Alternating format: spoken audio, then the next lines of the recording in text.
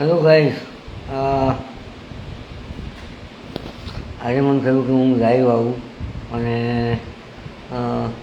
એક બે જે રિસેન્ટ મને એક્સપિરિયન્સીસ થયા હમણાં એ હું તમારી સાથે શેર કરું.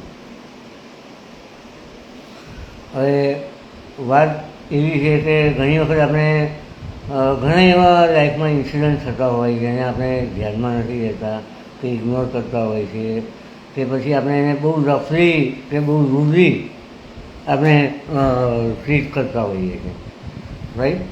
તો એવા જ ઇન્સિડન્ટ બે થયા રિસન્ટલી જે મારી લાઈફમાં મેં એક્સપિરિયન્સ કર્યા.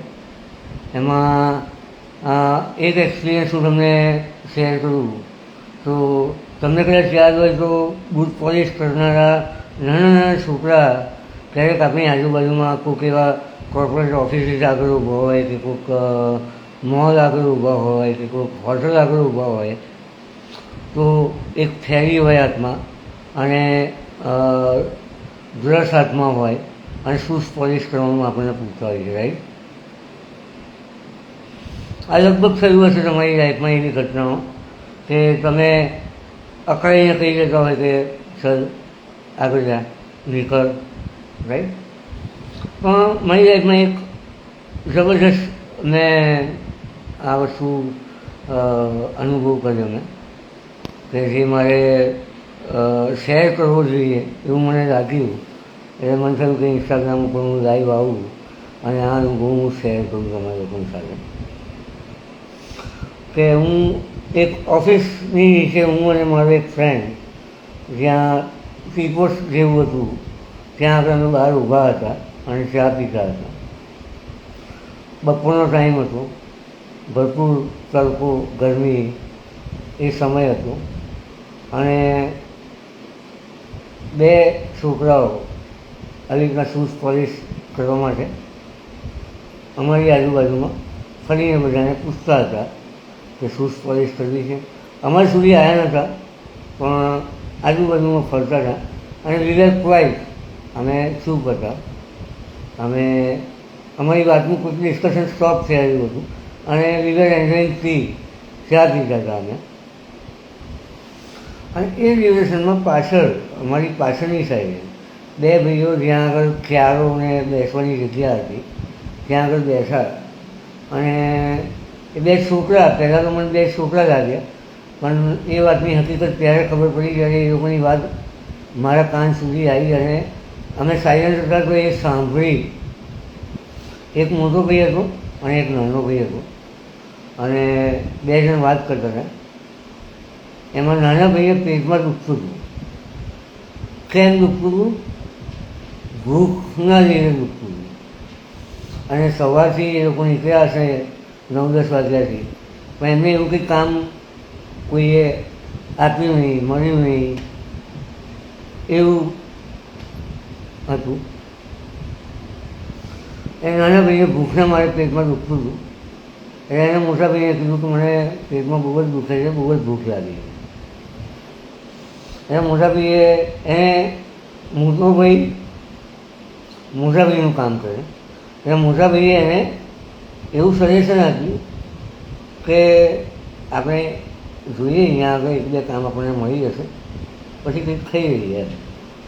પણ નાના ભાઈથી રહેવાતું નહોતું એટલે નાના ભાઈએ એવું કીધું કે ચાલો આપણે ઘેર જઈને જમીને ફરીથી આપણે કામે નીકળી. હવે ઘણી વસ્તુઓ કેવી હોય જીવનમાં કે બધાને ખબર નથી હોતી. એટલે મોટા ભાઈને ખબર હતી કે ઘરે ખાવાનું નથી, કશું છે જ નહીં ઘરે ખાવાનું, કે પૈસા નહોતા, ખાવાનું બન્યું નહોતું. ઓકે, અને જે ખાવાનું છે એ કમાઈને એમાંથી કંઈક ખાઈને ઘરે પણ લઈ જવાના હતા પૈસા, એવું કંઈક કરવાની જવાબદારી મોટાભાઈ પાસે હતી. એ જવાબદારી મોટાભાઈને ખબર હતી. નાનો ભાઈ બી જવાબદારી લાયક કામ કરવા જ નીકળ્યો હતો મોટાભાઈની સાથે, પણ ઘણી વસ્તુની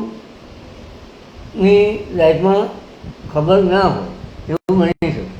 એટલે મોટાભાઈએ એને થોડું પ્રોત્સાહન આપ્યું કે અહીંયા આગળ આપણને કામ મળી જશે. હવે આ કન્વર્ઝેશન સાંભળ્યું મેં અને મોટાભાઈએ એને પ્રોત્સાહન આપ્યું નાના ભાઈને. એટલે બે ભાઈઓ પાછા ઊભા થયા. તો પણ મોટો ભાઈ એવું કહે છે કે તું બેસ, તને પેટમાં દુખે છે તો હું અહીંયા આગળ થોડું ફરીને પૂછી લઉં ક્યાંક કામ આપણને મળે. અને પછી નજીકમાં અમે ઊભા હતા એટલે મારી પાસે આવ્યા.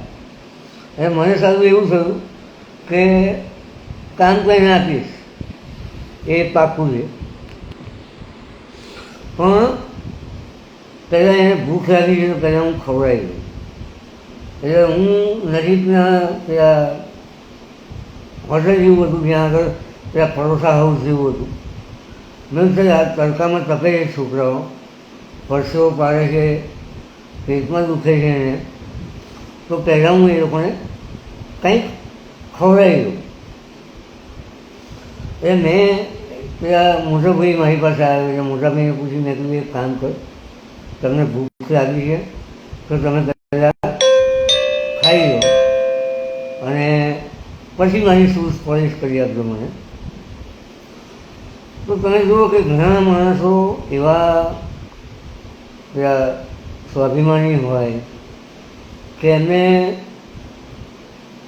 મફતનું ખાવું નથી હોતું, મજબૂરી કદાચ એવું કરાવી દેતી હોય પણ ખાવું નથી હોતું.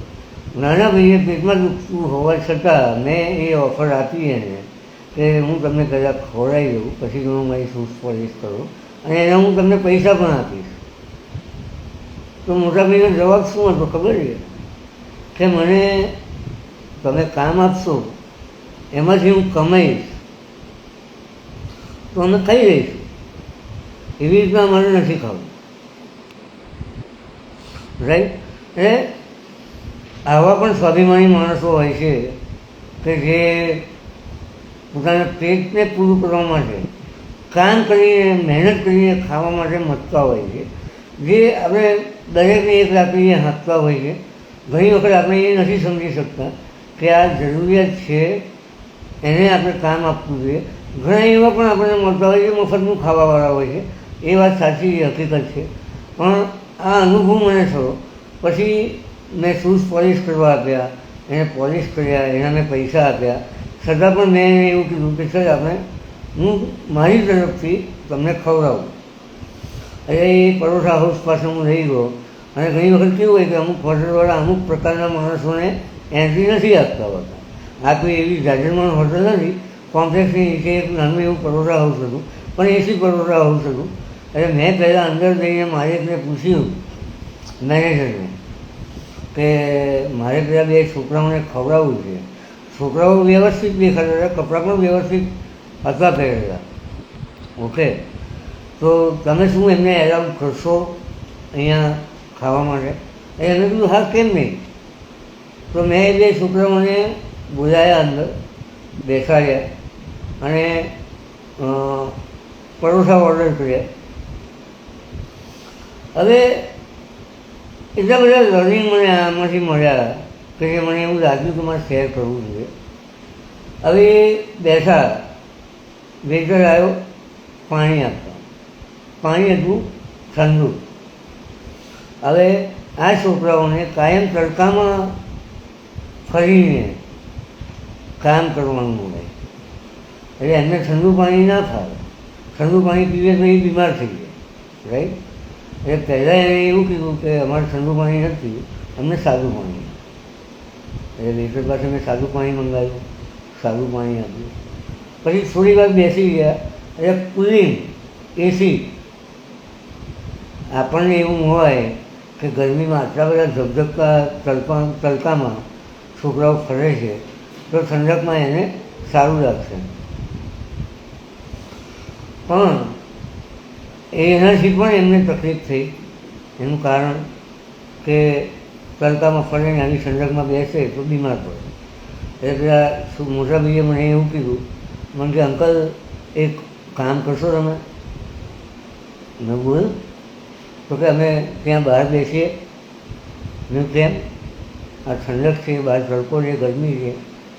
તો કે ના, અમે કદાચ જો આ એક દિવસનું કે એક ટાઈમનું તમે જે ખવડાવો છો એ ખાઈને આવી ઠંડકમાં બેસીને ઠંડુ પાણી પીને જો અમે બીમાર પડીશું ને તો કદાચ બીજા અઠવાડિયાનું ખાવાનાનો પ્રોબ્લેમ અમારા ઘરમાં થશે. હકીકત સમજાય છે તમને કે કેટલી હદે માણસને કામની જરૂરિયાત હોય છે, કેટલી હદે ભૂખ્યો હોય છે માણસ, રાઈટ. પણ આપણે ઘણી વખત કેવું કરતા હોઈએ, આપણે હળે હળે કરીને માણસને નફ્ફરની જેમ ટ્રીટ કરતા હોઈએ છીએ, કેમ કે એની સાચી પરિસ્થિતિ આપણને ખબર નથી હોતી, રાઈટ. એટલે મેં એમને કીધું સારું તમે બહાર બેસો. બહાર બેસીને ખાધું એમને અને હું બહાર લઈ ગયો, પરોઠા આવ્યા છે. મેં વેચને કીધું કે ભાઈ તમે ત્યાં આગળ બહાર તમારું થઈ જાય છે મને આપું, હું બહાર એને સર્વ કરી દઈશ. અને એ ખવડાયા પછી ખાધા પછી એ છોકરાઓ આભાર માનીને ગયા મારો, જે ઘણા બધા નથી માનતા હોતા અને મારે એની જરૂર પણ નથી આભારની, કેમ કે કુદરત ક્યાંક આપણને કોકની મદદ કરવા માટે, કોકની પેટની અમી પૂરવા માટે આપણને એ શક્તિ આપી છે, એ તાકાત આપી છે. બહુ મોટું નથી કહેતું કે હું એવું નથી કહેતું કે હજારો માણસોને તમે ભેગા કરીને ખવડાવો. હા, પૈસા હોય તો એ કરવું પણ જોઈએ, તમારી પાસે પૈસા હોય તો એવું કરવું પણ જોઈએ તમારે, કે એવા માણસોને ખવડાવવું પણ જોઈએ. પણ આ જે વસ્તુ છે એનાથી મને લાઈફમાં બહુ મોટો લેસન મળ્યો કે જ્યારે કોઈ પણ વ્યક્તિ કામ લઈને કામ માગવા માટે તમારી પાસે આવે અને તમે કામ આપી શકો એ શક્તિ છે તમારી, તો તમે એ માણસને કામ આપો અને એને કમાવાની એક ઓપોર્ચ્યુનિટી આપો, ઇન્સ્ટેડ ઓફ કે તમે એને હળે હળે કરીને ભગાડી દો. કેમ કે જો મેં એ કર્યું હોત અને આ હકીકતથી હું વાકેફ ના હોત, આ બે છોકરાઓની વાત મેં ના સાંભળી હોત, તો કદાચ મારી લાઈફનો એ બહુ મોટો નેગેટિવ પોઈન્ટ હોય કે મેં ખૂબ જરૂરિયાતમંદ માણસ જેને હું કામ આપી શકું એ મારી પરિસ્થિતિ હોવા છતાં મેં કામ ના આપ્યું અને એ ભૂખ્યો માણસ હતો જેની ભૂખ કુદરત પાસે ગઈ હોત ને તો કદાચ મારી ઉપર એ વસ્તુનું ખરાબ પરિણામ આવ્યું હોત. આ એક અનુભવ થયો મને, જે બપોરના ટાઈમે થયો મને. અને સાંજના ટાઈમે પણ એવો બીજો અનુભવ થયો. એક માજી હતા ઉંમરલાયક, એ અમે હું ને બીજી એક કંપનીના સાહેબ અમે બહાર ચા પીવા માટે ઊભા હતા. ત્યાં આવ્યા, એમને ભૂખ લાગી હતી એટલે અમે પૈસા આપવાની કોશિશ કરી, પણ એમને કીધું કે અમારે કંઈક ખાવું છે, ભૂખ લાગી છે. સમજવા જેવી વાત છે દોસ્તો.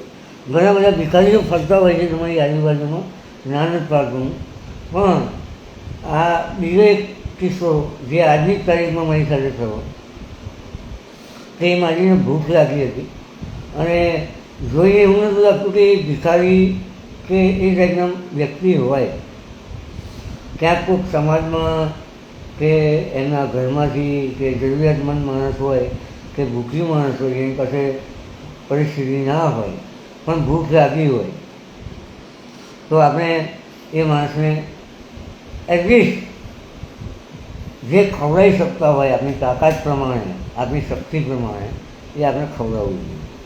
એટલે મેં દુકાન પાછળ હતી પ્રોવિઝન સ્ટોર જેવું, ત્યાંથી મેં કીધું કે લઈને 2 પડીકા સેવ મમરા. સાંભળજો, એનું પણ પડીકું 10 રૂપિયાનું આવે છે, વેફરનું પણ 10 રૂપિયાનું આવે છે, રતાની સેવનું પણ 10 રૂપિયાનું આવે છે, રાઈટ? સાચી વાત છે ને? કમેન્ટ કરજો જો તમને આ બધી જ વાત ઉપર તમને કંઈક એવું લાગે કે જીવનમાં કંઈક શીખવા જેવું મળ્યું તો કમેન્ટ જરૂર કરજો, તમારા થોટ જરૂર શેર કરજો. એટલે એ માસીએ એવું કીધું કે સેવ મમરા નહીં, રજાની સેવ આપો. એમ ઓકે, રજાની સેવ અપાવો. મેં રજાની સેવ આપી. એ રજાની સેવ આપી પછી તરત એ માસી એવું બોલ્યા, માસી કે રજાની સેવ હું ખાઈશ તો એટલું તીખી લાગે, રાઈટ? તીખી લાગે એટલે પાણી પીવું પડે. એક પેકેટ સેવ ખાશે એમાં કદાચ એ 2-3 ગ્લાસ પાણી પી જશે તો એમનું પેટ ભરાઈ જશે. સમજો છો આ વાત બહુ નાની છે, તો એની સામે જે રેશન મળે છે ને એ રેશન બહુ મોટો છે. સેવ મમરા આપણે ખાઈએ તો આટલા થઈ જાય આપણા પેટમાં, અને પાણી પીએ એટલે વધારે સંકોચાઈ જાય સેવ મમરા પેટમાં, રાઈટ? જ્યારે રજાની સેવ જેવી વસ્તુ ખાધી હોય એટલે મેં એક પેકેટની લીધે બીજા 2 પેકેટ. મેં એમને કીધું કે મારી તમારે પાણી પીવાની જરૂર ના પડે, તમે કોઈ જ પેકેટ હું તમને અપાવું. આમાંથી એ શીખવા મળે છે કે આપણે કોઈ માણસને કોઈ વસ્તુ આપીએ છીએ તો પેટ દોરવા માટે આપીએ છીએ, એટલે એવું ના હોય કે આપણે કોઈ પણ વસ્તુ લઈને એને આપી દઈએ. જ્યારે કોઈ માણસની આપણે સેવા કરતા હોય તો કરવા ખાતર કરવી અને ખરેખર કરવી, બેમાં બહુ મોટું અંતર છે.